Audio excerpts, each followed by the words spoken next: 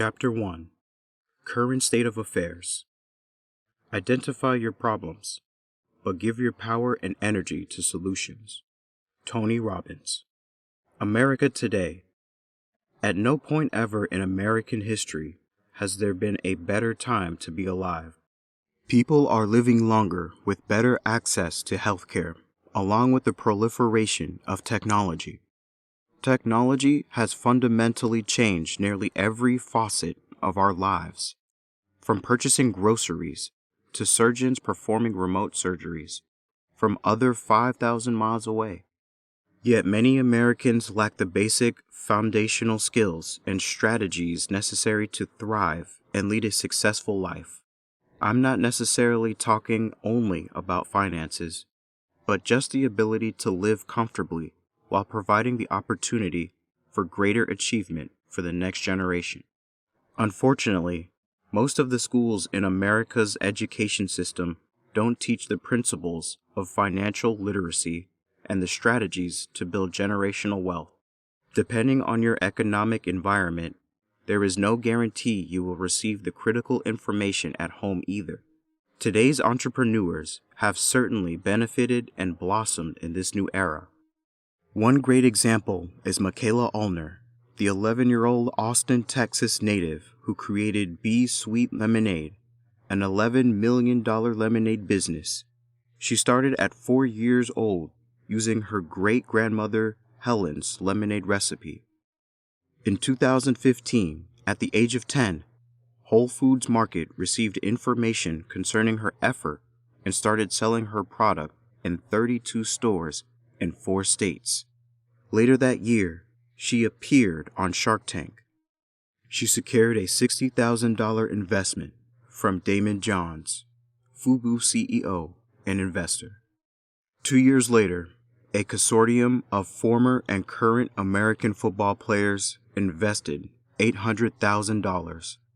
If a preteen can raise over $800,000 for a lemonade business, then adults should be a savvy entrepreneur and investor. Numerous studies and surveys have been performed about financial literacy and the lack of savings in the United States.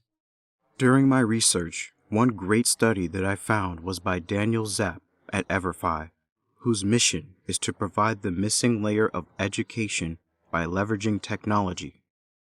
From 2012 to 2018, EverFi, sponsored by AIG, surveyed over 30,000 college students from over 440 institutions across 44 states. Their results were scathing. Overall, the results suggested that college students surveyed suffered from a lack of financial capability long before accepting their first job post-college. Furthermore, they cited the necessity for employers to be aware of the group's attitudes and behaviors regarding money, since it could potentially impact job performance. Let's take a quick look at some of the stats. 53% said they were least prepared to manage their money compared to managing time, finding resources, keeping up with coursework, and staying organized. Only 35% of the sample of adults reported ever having taken a personal finance course in high school. To determine each student's level of financial capability, they asked 6 basic financial knowledge questions centered around credit history, net worth, interest rates, and student loans. The respondents struggled to answer the basic questions correctly, with the average respondent only answering 2 of the 6 multiple-choice questions correctly. Looking even more broadly, Lusardi and colleagues found that only 48% of all American adults could identify at least half of the correct answers to a set of financial literacy questions. My story. I can personally attest to the lack of financial literacy taught in most schools and American households. My parents were hardworking folks who wanted the best for their kids, which is no different than any other parent. After growing up in rural Texas and Alabama, my mother and father moved to Detroit, Michigan in the late 1960s.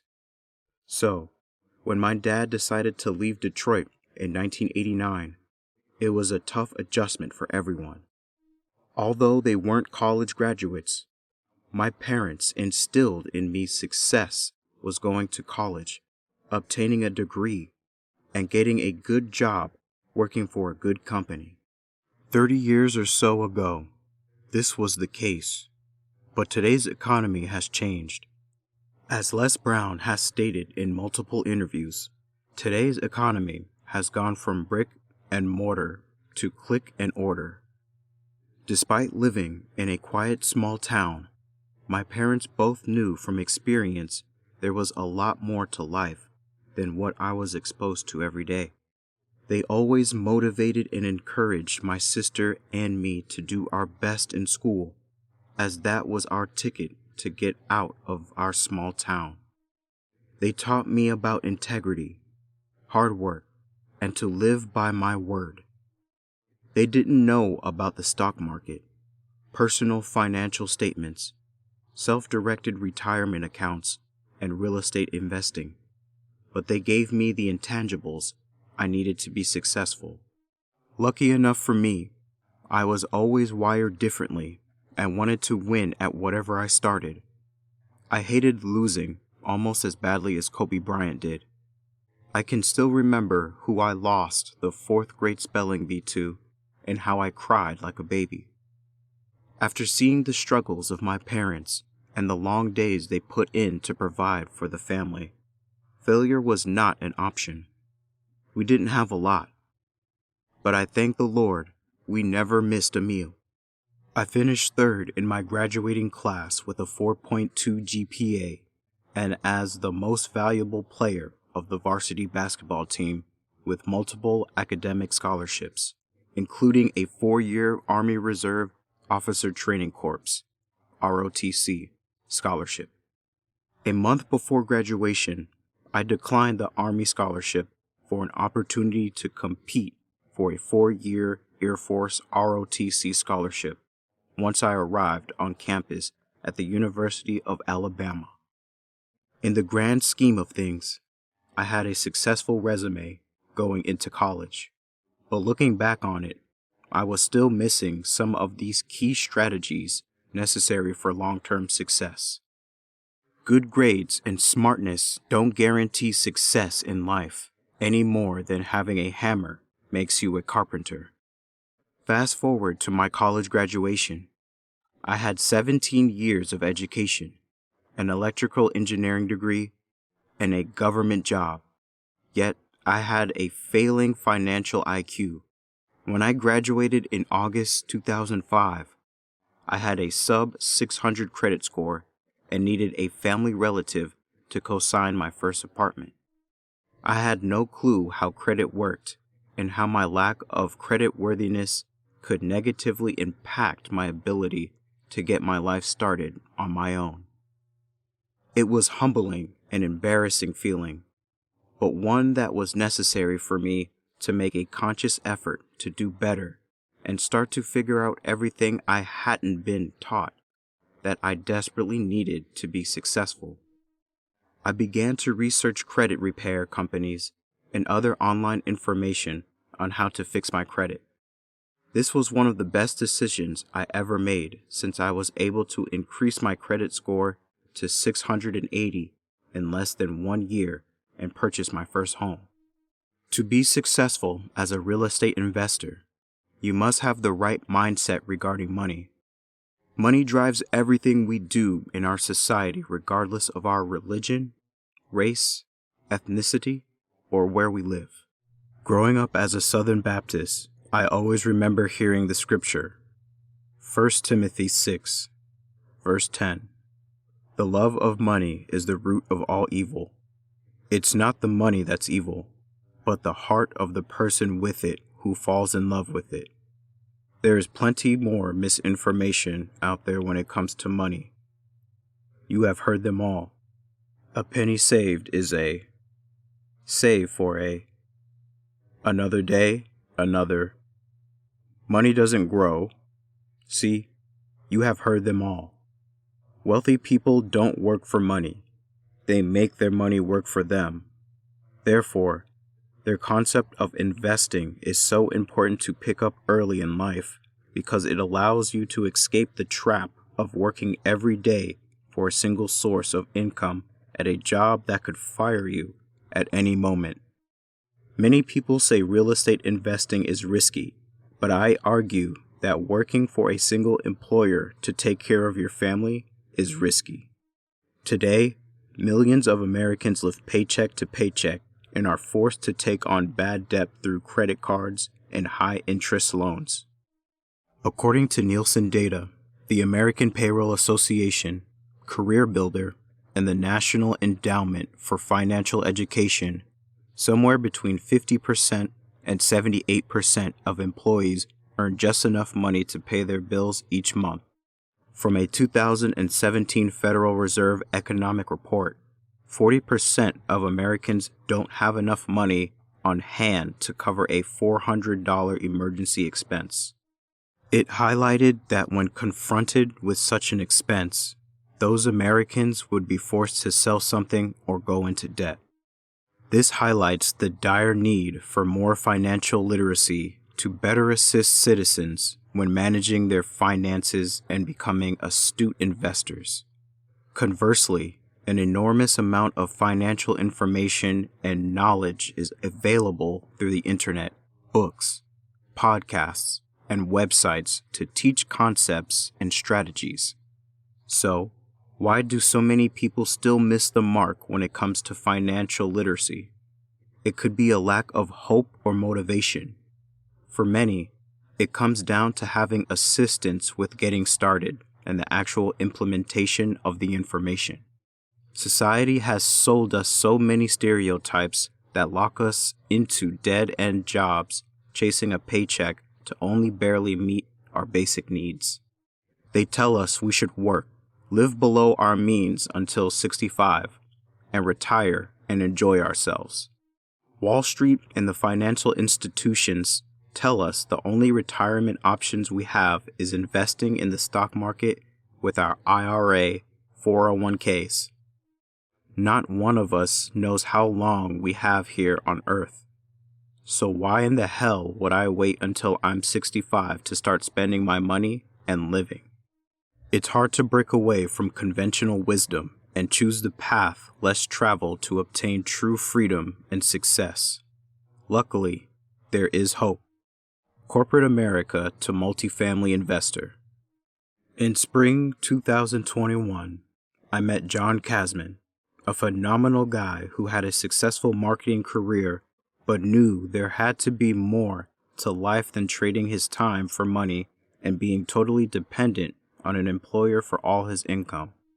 We sat down on a video call to chat and talk about his story and how he transitioned out of corporate America to become a full-time real estate investor. John shared with me his original thought process when it came to success. When it all started out, I was told the path to success was to go to college, graduate, get a good job, and work that job until you retire, and then you can go off and live a wild adventure. I was the first one in my family to go to college and graduate, so I spent a lot of my formative years trying to figure out what success looked like because I didn't have anyone breathing down my neck telling me I had to do it a certain way. I read Rich Dad, Poor Dad like a lot of people, and that really opened my eyes to the way money works and about business and investment income.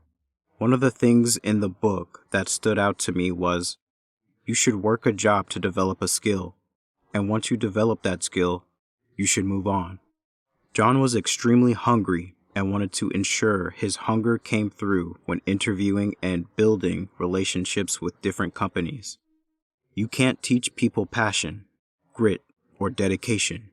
He graduated and worked in the family business for a while before being recruited by General Motors. I was doing stuff working with the Pontiac brand and working with musicians like 50 Cent and Pussycat Dolls and other clients like Maxim, NCAA video games. Working with Kurt Herbstreit and Chris Fowler as a 26-year-old marketing executive. I was on top of the world from a corporate standpoint, and I could see my path to success. Then in 2008, GM's bankruptcy started to come around since we had fallen off from a financial standpoint and run into some financial issues. I looked around to my bosses and my colleagues, and there was an abundant amount of fear. As he began to look closer at his bosses, one of them was transferred to Shanghai from California with teenage kids. One was forced into early retirement, and another one got demoted. I started to look like, man, these people don't have power over their careers or even where they live.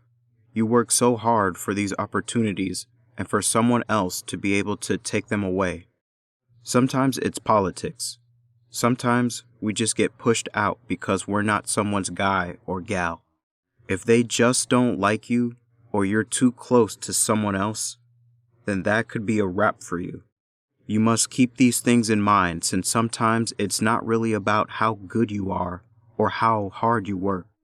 You have to figure out how to create other streams of income so you can continue to take care of your family and make decisions that are best for you and your family. John's experience is very similar to many others working in private industry. You work hard for a company and give it your all, only to be a number when it's time to cut the cost to give shareholders a return. Many workers today just simply don't like their career or job, and it has gotten to a point where it becomes stressful and harmful for their health. On the opposite side of the coin, some people love what they do for a living every day and wake up each day excited to work a job that's aligned with their passions and gifts. Work becomes a source of energy instead of a burden when you operate in this space and use your God-given talents daily. Regardless of which side of the corporate versus entrepreneur debate you belong to, both must make the leap in becoming savvy investors to get their money working for them so they aren't forced to trade their time for money indefinitely. Because at the end of the day, money is simply a tool we can leverage. Some people want more money to buy a bigger house, fancy car, shiny jewelry, or other luxuries. However, for most successful real estate investors whose stories I captured in this book, including me, the motivation for investing in real estate is to obtain freedom. Freedom from having to trade time for money and the ability to live a life where your schedule is based on your desires and priorities and not the need to pay bills. No more layoffs. To continue to hit home the point of how having a misalignment of goals and values with your employer can be a real issue, I want to share the story of my friend, Jerome Myers.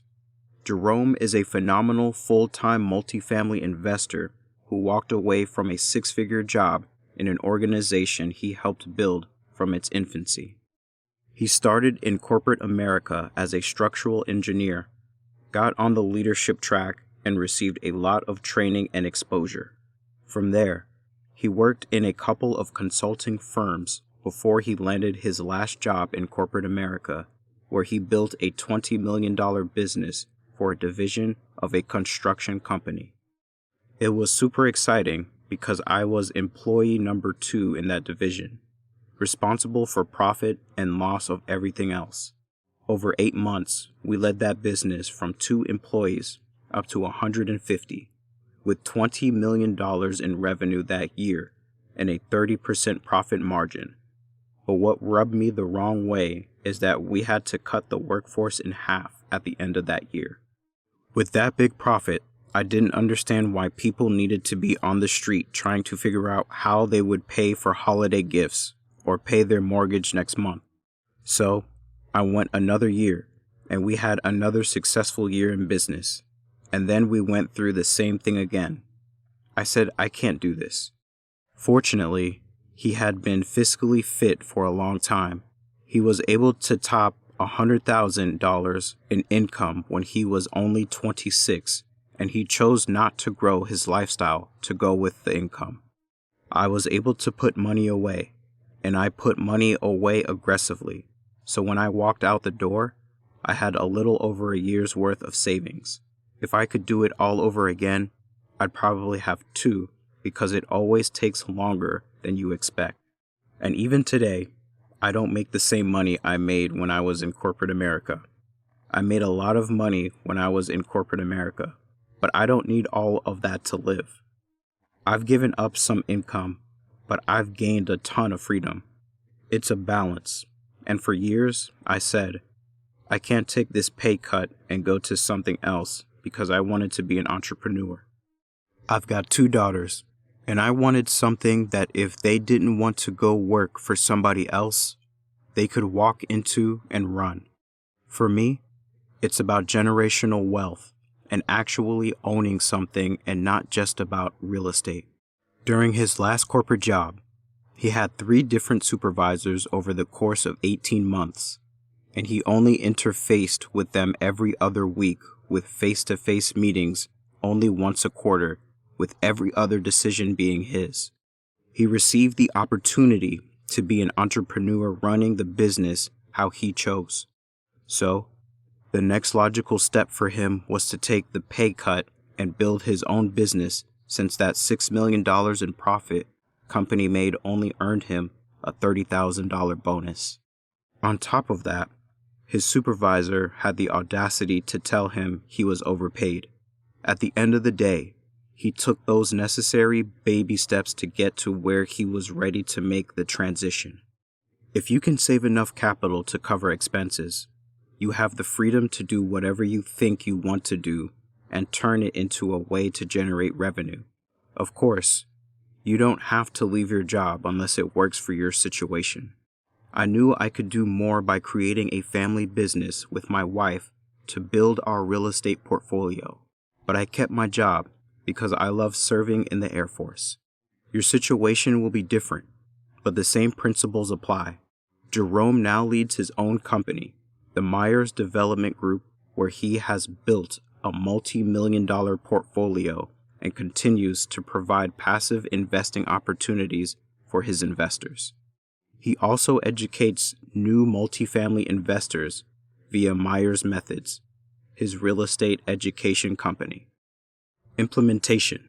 Many Americans today have a perception of security and safety in a job because they will get a paycheck every week or 2. However, it's not guaranteed, not even if you're a government employee, so you never really know if this check will be your last. At some point, you must decide to take back control and bet on yourself. It won't be easy, but it will be well worth it. I always like to say, you must become comfortable being uncomfortable. However, if you purposely seek out knowledge and network with other like-minded individuals, it will all work out. In the end, you will be glad you made those sacrifices to create generational wealth for your family. Clearly, you are on the right path by simply taking the time to pick up this book to advance your real estate investing knowledge. Be encouraged, since you aren't the first person to wander down the real estate investing path. I am a true believer that success leaves clues if we are wise enough to look for them. We live in a far from perfect society, but I can tell you from my experience visiting and working in more than a dozen countries around the world that no other country comes close to matching the opportunities to advance yourself and build real estate wealth from nothing as in America. As we wrap up this chapter, we highlighted the disturbing trends between Americans today and their money. Fortunately, where we start in life isn't necessarily where we will end. I shared my personal story of evolving my definition of success over time, as well as the story of 2 full-time real estate investors who left the clinching grasp of corporate America. Let's take an opportunity to focus on you and your success. What is the number 1 myth about money you were taught growing up? Has it evolved at all? Another question to help you gain clarity is determining your unique talent or idea that can drive you to success. We all have gifts and abilities to bless this world with, but it can take faith to move past our fears and limiting beliefs. Taking those answers into account, what's the most important challenge you must overcome to accelerate your real estate investing journey?